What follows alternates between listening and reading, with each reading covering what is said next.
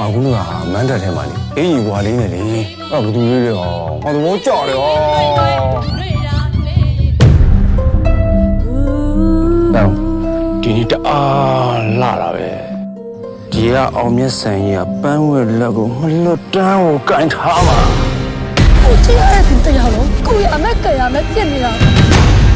ရှင်းမတော့ဒီလုံးနေနိုင်သေးရလားပြီးမှနေနဲ့ငါနဲ့တွေ့မယ်အောင်မြတ်ဆန်ကိုတင်းအောင်လုပ်နေကြတယ်အောင်မြတ်ဆန်တင်းလာရင်ဘယ်လောက်ထိရှော့ရခတ်တယ်ဆိုတော့မသိကြသေးဘူးနဲ့တူတယ်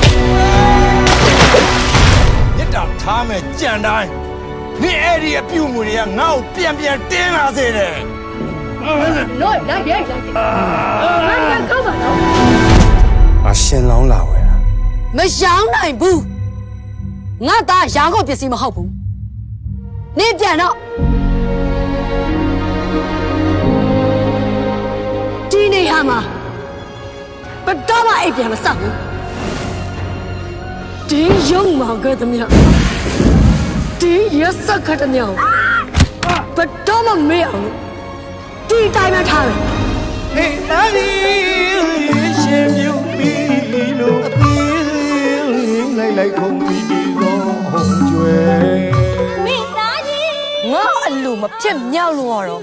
နေလေအေးနေရမယ်လို့မထင်သွားငါဒီနေရာမှာတုံးနဲ့တရားနေချင်လို့လား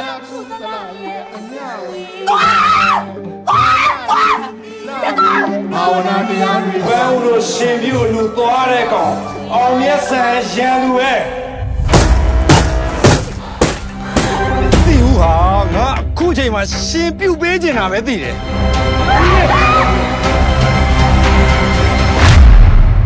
စာမလေးမောင်ထဲမှာလို့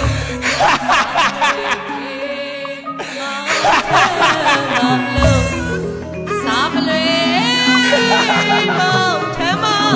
လို့လူတယောက်ကိုမုန်းလို့တိုင်တခါပဲသိမှာနာကြီးစိမ့်နဲ့နှလုံးသားကိုဖြတ်ရိုက်မှာအခါခါသိ